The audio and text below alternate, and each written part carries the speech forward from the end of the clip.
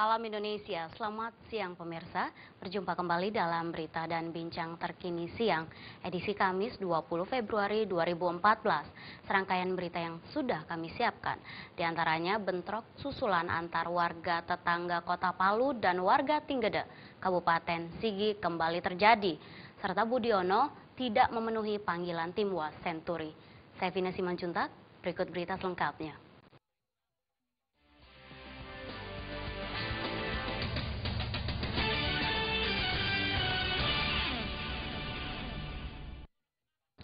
Bentrok susulan antara warga tetangga Kota Palu dan warga Tinggede, Kabupaten Sigi kembali terjadi.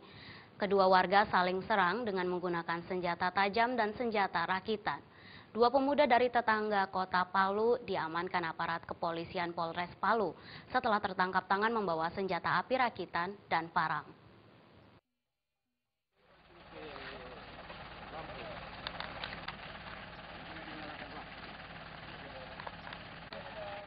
Sekitar 1 SSK aparat kepolisian Polres Palu dan 1 peleton anggota TNI diterjunkan ke lokasi bentrokan antar warga Tatanga, Kota Palu, dan warga Tinggede, Kabupaten Sigi, Kota Palu, Sulawesi Tengah. Aparat yang tiba di lokasi langsung membubarkan kedua warga yang terlibat bentrokan. Setelah membubarkan warga yang terlibat bentrokan, aparat kepolisian Polres Palu langsung melakukan penyisiran di wilayah Tatanga. Dari hasil penyisiran tersebut, aparat kepolisian berhasil mengamankan 2 pemuda dari Tatanga yang tertangkap tangan membawa senjata api rakitan dan sebilah parang serta 11 butir pil koplo. Kedua pemuda tersebut langsung diamankan ke Mapolres Palu untuk dimintai keterangan. Sendera kita nih.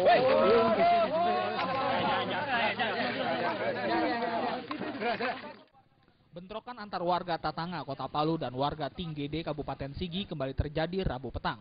Kedua warga saling serang dengan menggunakan senjata tajam, senapan angin, serta senjata rakitan jenis dum-dum. Aparat kepolisian Polres Palu dan Polres Sigi disiagakan di perbatasan kedua wilayah. Hal ini ditujukan untuk mencegah kemungkinan terjadinya bentrok susulan antar warga. Dari Palu, Sulawesi Tengah, Rahman Takdir melaporkan. Dari Sigi kita ke Medan. Pemirsa, 3 warga Medan, Sumatera Utara yang diduga sindikat pengedar narkotika jaringan internasional berhasil diringkus petugas Satuan Reserse Narkoba Polresta Medan. Dari hasil penangkapan ini, polisi berhasil menyita 300 gram sabu. Sementara tersangka lainnya masih dalam pengejaran.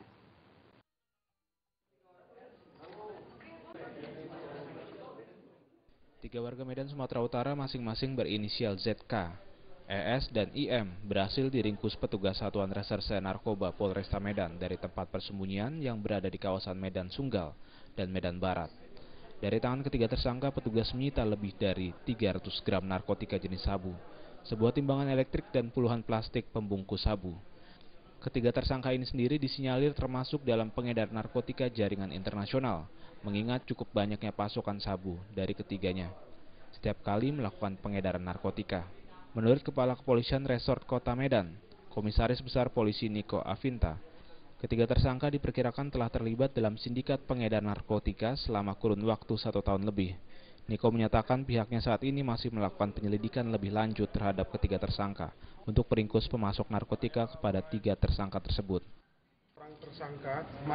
Tiga orang tersangka dengan BB totalnya 300 gram sabu-sabu didapatkan dari 2 TKP daerah Medan Barat dan Sunggal, didahului dengan proses penyelidikan di mana tim gabungan telah menangkap 3 orang ini.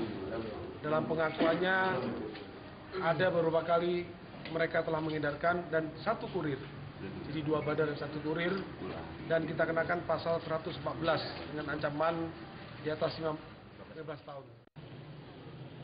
Dari Medan, Sumatera Utara, Ferry Irawan melaporkan.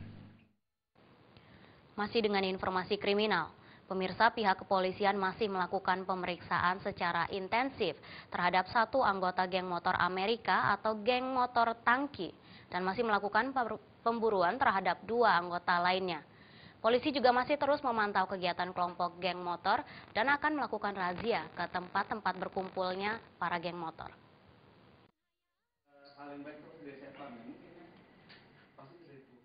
kelompok geng motor di Bekasi yang mengatasnamakan geng motor Amerika atau Tangki melakukan penyerangan di sebuah warnet di Bekasi, Jawa Barat.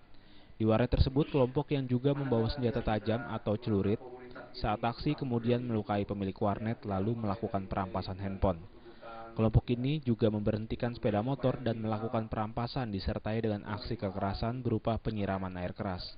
Kepala Bidang Humas Polda Metro Jaya Kombes Pol Rikwanto mengatakan pihak kepolisian saat ini masih memeriksa 1 anggota geng motor dan masih memburu 2 anggota dari beberapa anggota kelompok geng motor yang diduga terlibat melakukan aksi pencurian dan kekerasan di sebuah warnet.